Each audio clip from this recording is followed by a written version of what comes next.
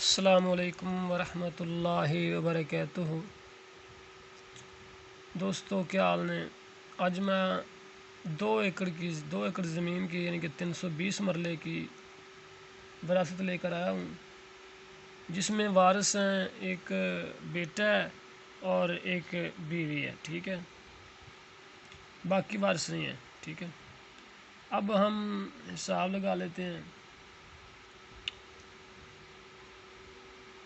सब नंबर 1 है वसीयत। वसीयत उसने की नहीं, कर्ज़ उस पर है नहीं। कफन दफन वो भी उन्होंने रिश्तेदारों ने कर दिया, वो क्लियर हो गया। माँ बाप फौत हुआ है दोनों, बीवी जिंदा है। ठीक है, खामद तो वो खुद है ना, बीवी जिंदा है, 8वां हिस्सा उसको मिलेगा। ठीक है, औलाद है, औलाद जिंदा है, इसलिए 8वां हिस्सा मिलेगा। ये नंबर 3 नोट करके फिर आपने ये फैसला करना होता है। ये ठीक है, बीवी का ये 8वां है।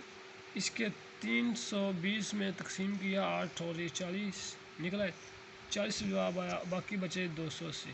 ठीक है, 280 और औलाद है। ठीक है, औलाद है, इसीलिए तो बीवी का 8वां था। औलाद में से बेटी नहीं है, एक बेटा ही है। ठीक है, बाकी उसवा। ठीक है, इसलिए ये 280 सब बेटे को ही दे दिए जाएंगे। ठीक है, थैंक्स फॉर वाचिंग।